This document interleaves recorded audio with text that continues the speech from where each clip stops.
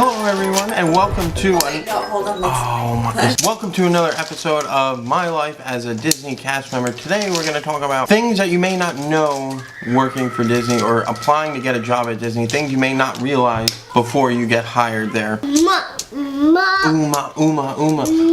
Before we get started, remember to hit the subscribe button, hit the like button. We do this once a week, every Tuesday. We talk about different aspects of me being a cast member. And then throughout the week, we vlog about our families. If you would like, please subscribe. We'd really appreciate it. And here we go. The first thing that most people probably don't realize is that Disney is a 24-hour, 7-day-a-week, 365-day operation. Now, it's going to vary your hours depending on what department you're in. Even the jobs that everybody wants, like attractions or characters, things like that, your schedule can be pretty rangy as far as when you start and when you stop. I mean, you can start as early as 6 and you can stop as late as 2, 3 in the morning. It really depends. The first thing people don't realize is that depending on your department, you can work crazy hours. Just like myself, I work very early mornings to early afternoons. When I first got hired there, I didn't even realize that that was an option, but it definitely is, and people do work those crazy hours.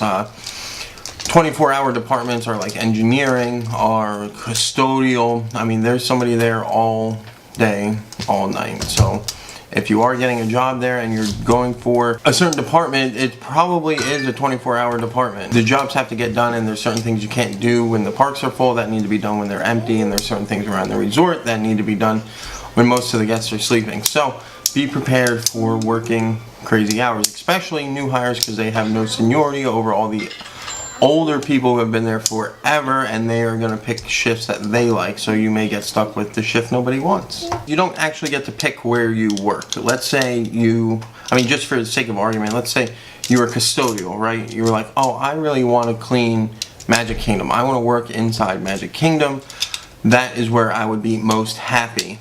Now, you can request certain areas, you can request certain details, if you will, but that's all based on manager approval, and if there's space, if there's a spot, if they want you there, kind of thing. So you don't ever really get to pick where you work. It's basically, you're hired as a custodian. We need you here today. We need you there tomorrow. We need you there.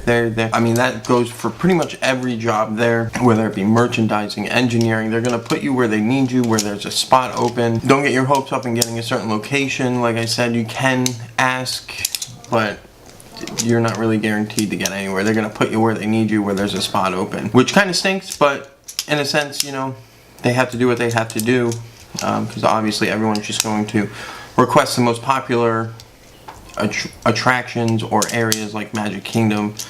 But I know some people that work at Magic Kingdom, they don't like Magic Kingdom. They want to work at Animal Kingdom, or they want to work at Epcot, or whatever. So everybody has their preferences, but you don't get to pick, so tough luck. Do I? Yeah. Well, it's just my face. That's not what I said. No. That's not what you're not listening to what I'm saying. Oh God, you're not listening to what I'm saying. Again. What? Whoa! You ready for this? Watch. Oh my God, that's my forehead. Your pay is basically even lower management and slightly upper management. Your pay is pretty much negotiated for you. There's no gives and takes on the pay. You sign up for a certainly hourly wage, and it gets raised according to the union contract. So there's really no favors as far as raises. There's really no negotiating your pay. It's pretty much, this is what it is, and that's it. You do get annual raises up to a certain point, and then you get like a cost of living increase every year following that. Now, every department's different.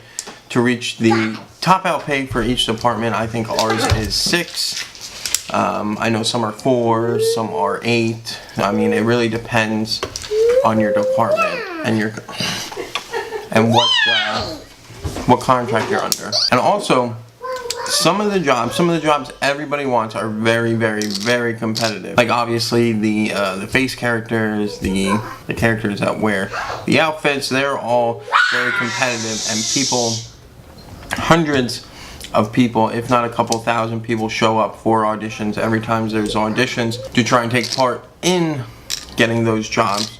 So if you're hoping to get one of those jobs, you have to be honest with yourself when you look up the qualifications as far as height, your sizes, you have to be very honest with yourself, because I've never been to one. I'm not fit for that kind of job, but I've had co-workers go, and they say they are very specific. If they want somebody that's 5'8", you better be 5'8". I mean, if you show up here 5'7.5", they will just ask you to leave. So it's a waste of everyone's time. So when you do look through the specifications, you have to be very honest with yourself. Do you really wear a size 3 dress or whatever it is, or a size 8 dress, whatever the sizes are?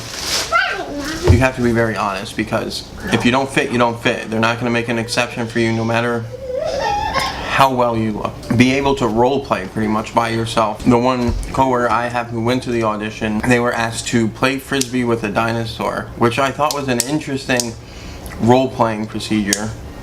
Could you play frisbee with a dinosaur? Yeah. You could? Yeah. Let me see it. Why did you just fall to the ground? Because he threw it. It was really hard. See, some people are not made out to play. So yes, those are very competitive jobs, so bring your A game. Now Mary's injured. Also, one of the benefits at working for Disney that you may not know is that Disney's essentially a city. So there is literally a job for everybody, whether you're a plumber, an electrician, a welder, a road tech. It's one of very few corporate jobs where you could literally get into any field you want just by transferring through the company. If you want to be an electrician, they offer you to transfer. They'll even pay for you to go to school.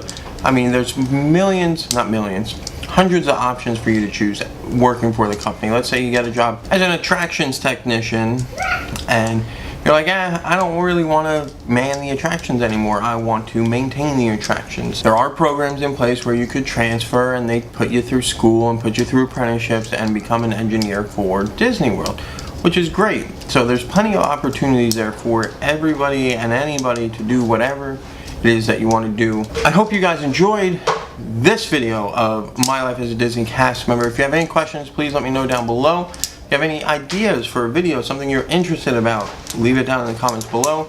Make sure you subscribe, give this video a thumbs up. I hope you learned something about working for Disney that maybe you didn't necessarily know. Anyway, we will see you next week.